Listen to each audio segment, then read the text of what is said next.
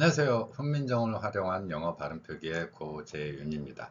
글자 표기로 전 세계인이 모두 알파벳보다는 더 활용 가능성이 높은 훈민정음 표기를 활용하여 발음 표기를 구현하는 방법을 제시하고 있습니다.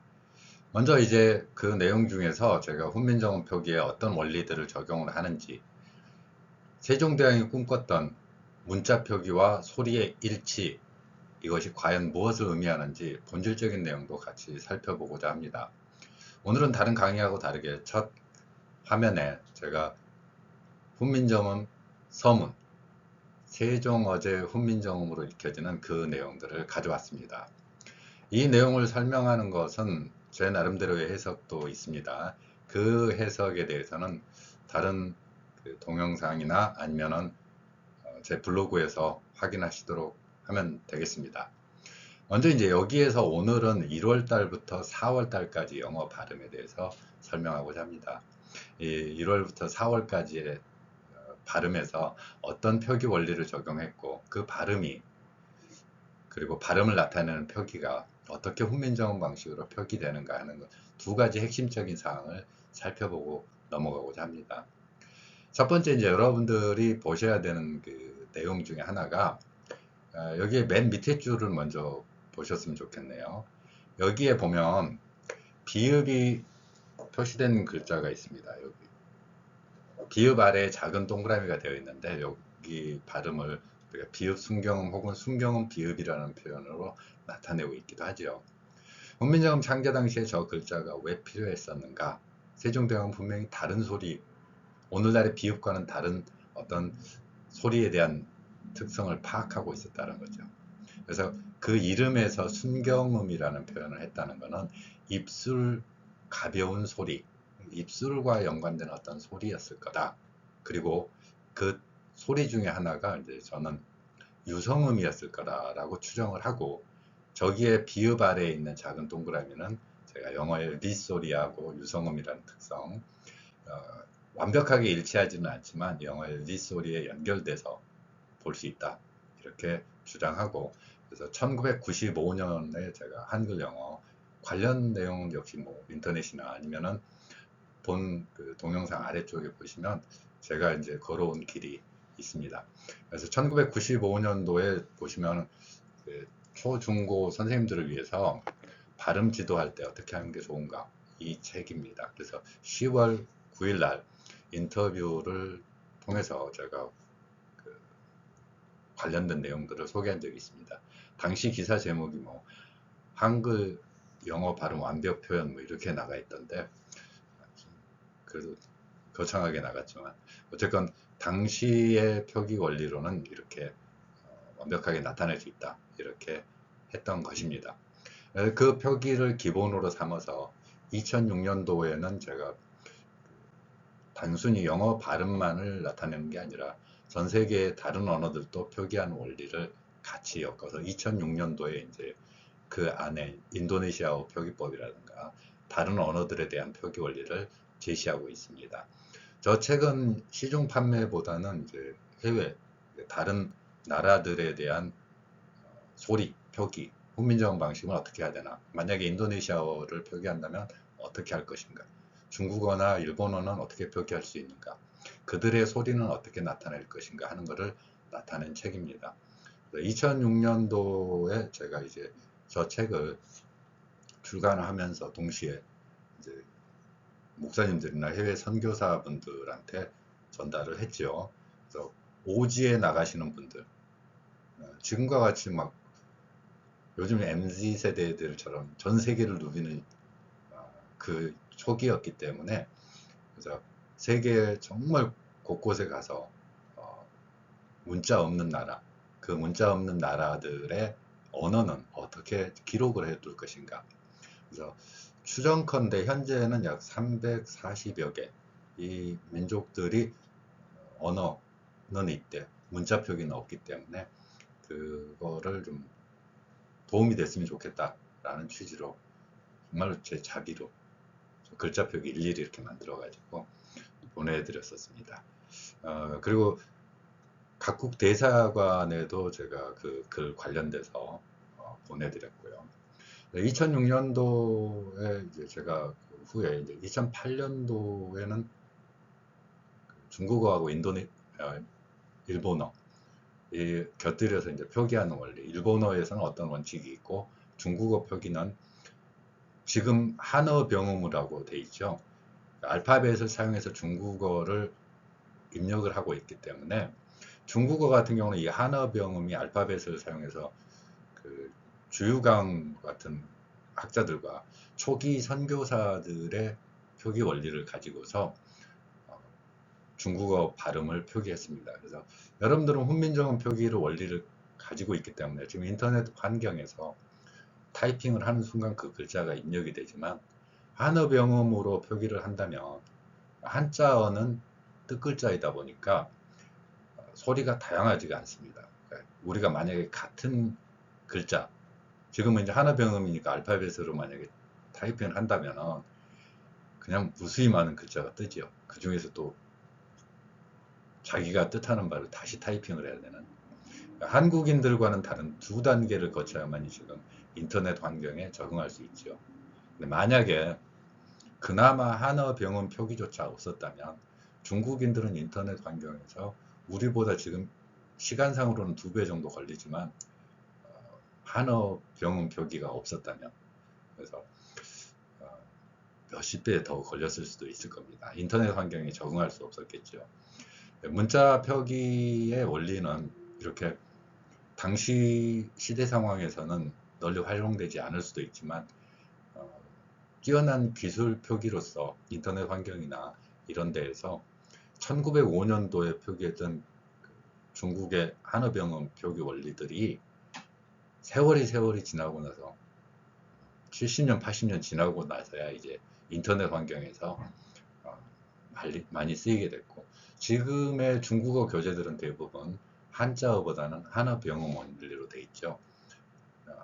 흔히 세종대왕이 훈민정음 창제하는 게 뭐 중국어 발음 표기다 이렇게 정말 황당한 주장을 하시는 분들이 있는데, 중국어는 소리가 몇 개 안 됩니다. 제가 그 중국어 발음 가지고서 세봤는데 1000개의 발음, 성조 빼고요, 1000개의 글자 표기만 한다면 이거 다 할 수 있을 만큼 소리에 특화된 언어는 아니기 때문에 뜻글자죠. 그래서 훈민정음 표기의 기본 원칙, 무엇을 이야기하는 것인가, 그리고 거기에 담긴 철학을 현재의 발음 표기에 구현한다면, 그러니까 우리가 쓸데없이 뭐 버터 발음 해가지고 이렇게 할 필요도 없이 그 표기 원리의 글자를 그대로 적용하면 될 수 있다. 저는 이런 소신을 가지고 있고 평생을 이렇게 바쳐온 사람의 이야기인데, 실제로 저희 애들 키울 때부터 혹은 제가 교육하는 환경에서 분명히 이런 실험을 적용을 다 했고요. 그래서 한국인들의 언어 DNA 속에서는 30분에서 1시간 정도만 이 원리를 설명을 해도 다 이해하더라라는 그 경험을 가지고 있습니다. 제가 이제 첫 번째 저런 글자 표기를 활용을 한다 그랬습니다. 비읍 아래 작은 동그라미를 쳤기 때문에 우리말에 없는 글자 중에서 TH 발음이라든가 F 발음 같은 경우에는 디귿 아래에 작은 동그라미, 시옷 아래에 작은 동그라미를 쳐서 TH 발음을 분리하고, 그리고 F 발음 같은 경우에는 피읍 아래에 작은 동그라미를 쳐서 나타내는 표기로 1995년부터 활용을 하고 있습니다. 널리 대중화는 안 된 상황이었지만 또 선교사분들, 오지에 나간 선교사분들이 그 소리를 어떻게 이해하고 기록할지 이런 작업은 꾸준히 해왔습니다. 자, 그리고 오늘 주제에서는 자음 두 개가 겹칠 때 어떤 표기를 하는가 하는 거죠. 자음 두 개가 겹쳤을 때 알파벳은 자음 두 개, 세 개, 네 개 이렇게 쭉 겹칠 수가 있습니다. 밑에 저 글자 표기에 뚜릿 같은 경우에 STR이라는 세 개의 자음이 겹쳐 있는 걸 볼 수 있습니다. 첫 소리에. 그래서 이런 경우에도 하나의 위치에 표기하는 거, 그냥 나온 건 아니고요. 훈민정음 표기를 그대로 살펴보면 여기에 보면 비읍 시옷 돼 있죠. 그러니까 비읍 시옷을 제가 강의에서 자주 이야기하는데 자꾸 비읍 시옷 하면 욕이라고 해요. 요즘 젊은 친구들이 맨날 그래요. 비읍시옷 하면 아 욕하네. 욕 아니고요. 저렇게 비읍시옷이 첫 글자에 동시에 표기되는 원리. 그리고 받침에는 여전히 리을, 열인이응 같은 이런 표기가 되어 있는 걸 볼 수 있습니다. 그 옆에 시옷, 디귿 같은 경우도 표시가 한 번에 자음이 겹칠 때. 알파벳은 그냥 음소를 왼쪽에서 오른쪽으로 쭉 늘어가는 건 방법입니다. 그냥 쭉 나열해서 그냥 설명하죠. 근데 훈민정음은 이 소리를 소리의 호흡이라는 기준에서 많이 표현을 하고자 했던 걸로 보입니다. 소리가 밖으로 나오는 호흡은 모음을 기준으로 해서 자음이 둘러싸고 있다. 그래서 중심되는 모음 하나에 글자 하나, 이런 개념을 담고 있다고 볼 수 있습니다. 이런 글자 표기의 원리를 적용을 해서 95년부터 제 평생을 거쳐서 해온 일인데 이게 허투루 하면 안 되겠죠. 자, 그러면 오늘은 이제 12개의 달 중에서 또 여러분들이 길게 수업하면 또 지루할 수 있어서 우선 4개, 이 표기, 그러니까 자음을 겹치고 그리고 제가 개발한 우리말에 없는 소리이기도 했기 때문에 세종대왕 당시에는 없었지만 그 글자 표기를 개발을 해서 나타내고 있죠. 첫 번째가 이제 12달 중에서 첫 번째 달입니다. 이 January라고 제가 표기를 했는데요. 이 January는 여러분들이 야누스의 얼굴이야 뭐 이런 표현을 하는 경우죠. January는 J라는 글자에서 볼 수 있듯이 야누스, 제뉴 이 발음, 그러니까 야 발음과 J 발음이 연결돼 있죠. 그래서 1월 달은 야누스라는 거, 성이나 집을 지키는 야누스, 두 얼굴의 사나이라 이렇게 표현하기도 하죠. 그 발음에서 나온 겁니다. 여기는 지금 현재 한글로도 표기가 가능합니다. 다만 이제 현재 외래표기법과 다른 점은 R 발음에 우를 섞었다는 거죠. 한국인들의 언어 구조에서는 L이나 R을 구별하기가 어렵습니다. 전부 다 리을로 생각을 하죠. 그렇지만 우리말 리을은 영어에서 모음과 모음 사이에 나오는 T나 D, 웨이터가 웨이러로 발음되거나 워터가 워러로 발음되는 그 소리가 이제 우리말 리을이고요. 영어의 L은 자음 2개로 생각을 하라고 제가 맨날 이야기하는데 자음 2개, 리을 2개입니다. 그리고 R은 우리말로 나타날 때 O나 U가 들어가 있죠. 그래서 저 발음을 한다면 January 이렇게 re 발음으로 표현하면 되는 것입니다. 자, 1월 달은 여러분들 현재 한글로도 뭐 충분히 하니까 여러분들 발음 쉽게 할 수 있을 거고요. 이제 제가 두 번째로 나타내는 이 발음입니다. 여기에는 현재의 그 한글 표기나 훈민정음 창제 당시에도 글자가 F에 해당하는 소리가 없었습니다. 그럼 F에 해당하는 소리는 어떻게 할 것이냐. 그래서 한국인의 언어 구조라든가 외국어를 받아들일 때의 모습, 그걸 참고를 했습니다.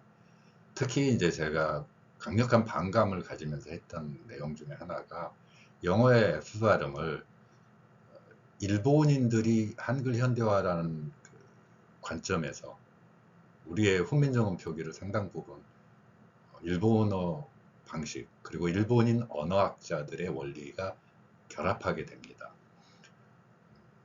좀 창피할 수도 있는 역사적인 사건인데 우리나라의 국어학자들도 그 이론을 현대 언어학이다.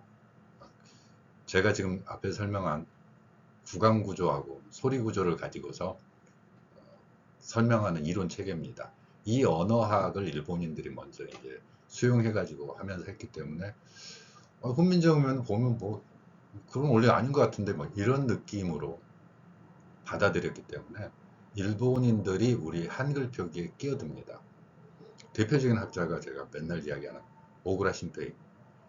오구라 신페이와 같은 그 사람이 뛰어나게 이제 사람들이 생각했던 게 그동안 몇백 년 동안 우리가 해석 못하고 있던 향가 같은 경우를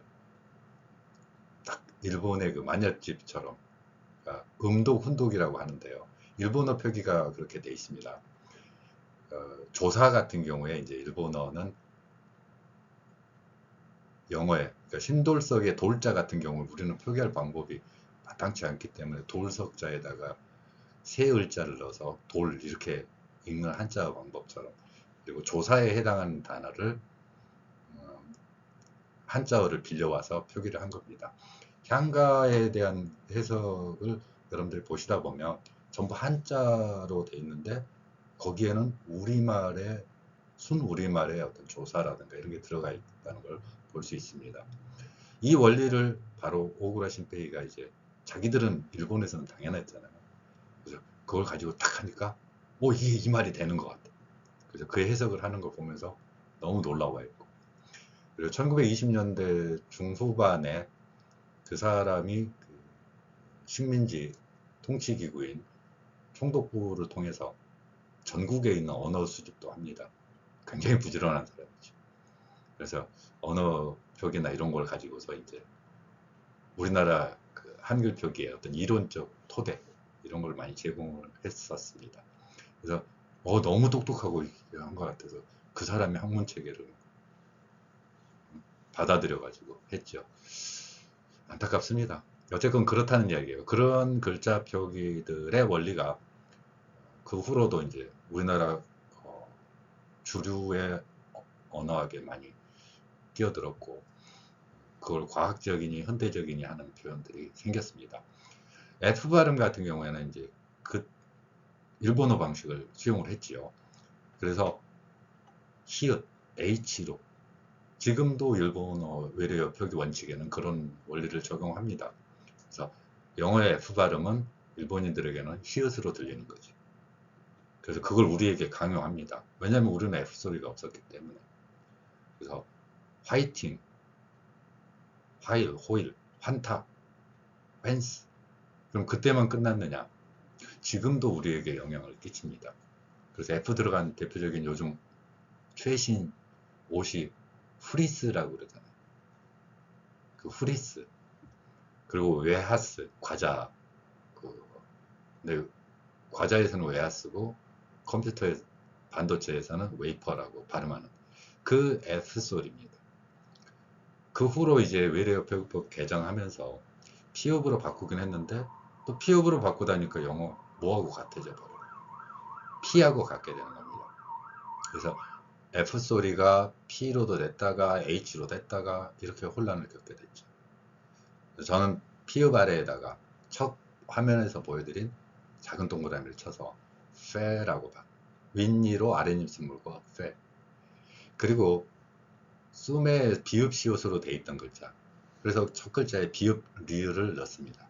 그래서 February, ver 발음을 하는 거죠. ver 발음, February.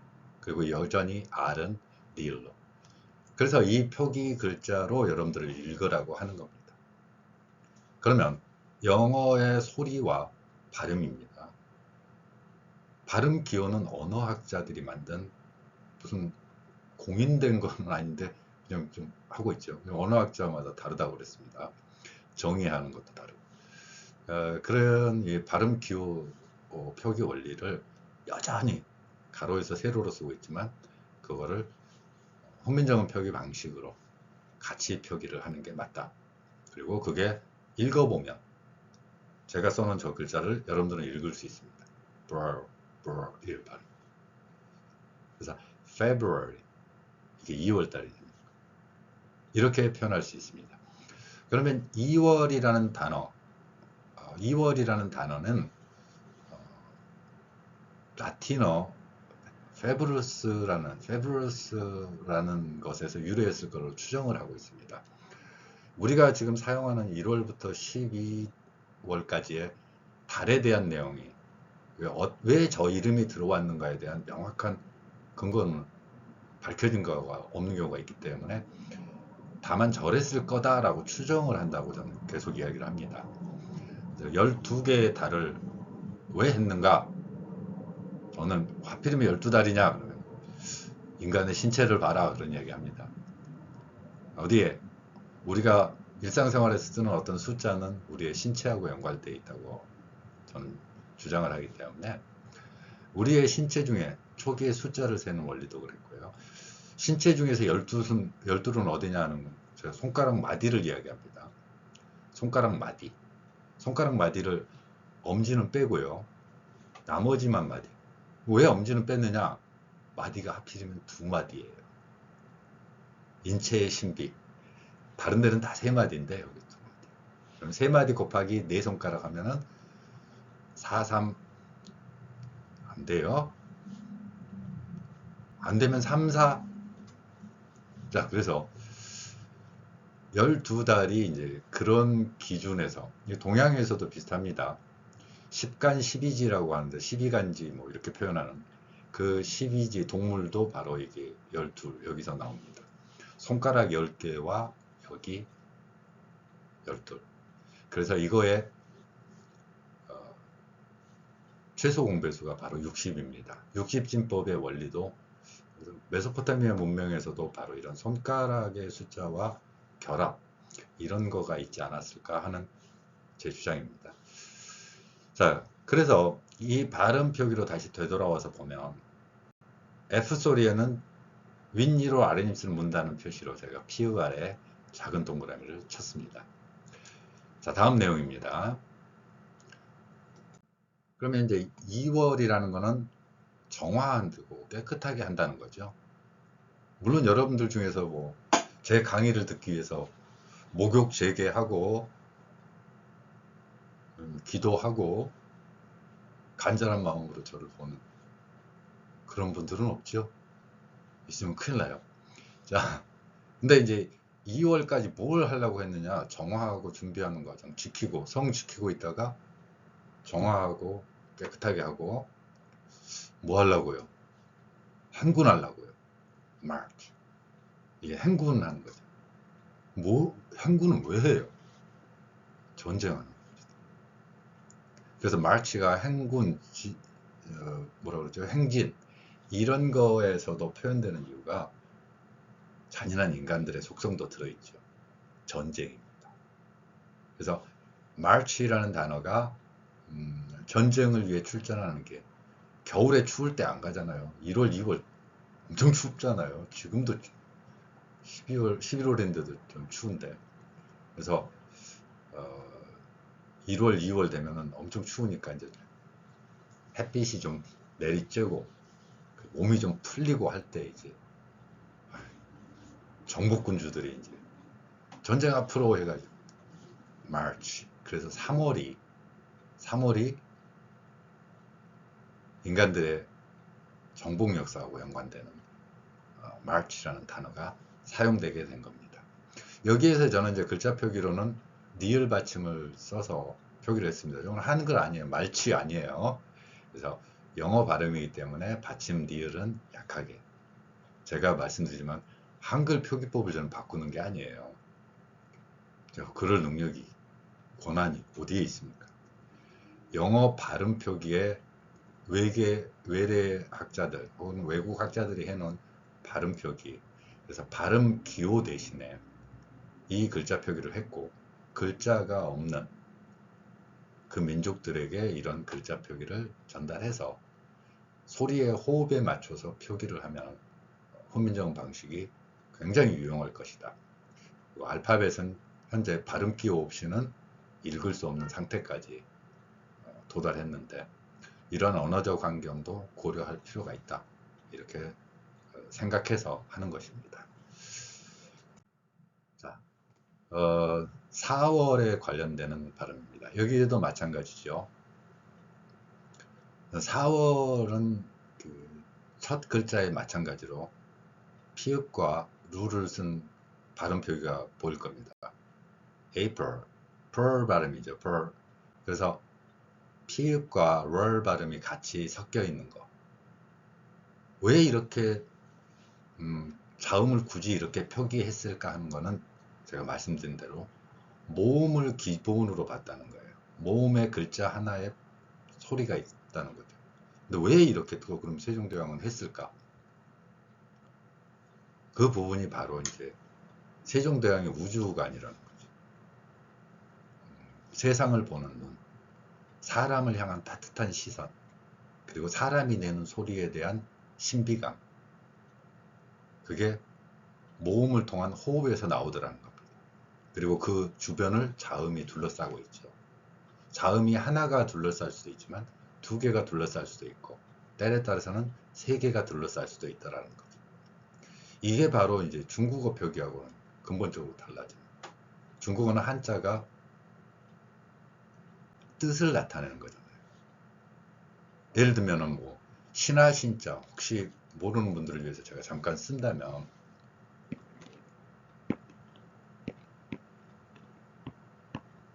이런 경우는 사람이 참 신하는 굽신굽신해야 되는 고개 푹 쭈그리고 있는 이런 모습이라든가, 동쪽을 나타낼 때는 해가 나무에 걸려 있다라든가, 서쪽을 나타내는 때는 새가 둥지에 들어가는 시간이라든가, 이런 식으로 그 글자 자체에 뜻을 담은 거죠.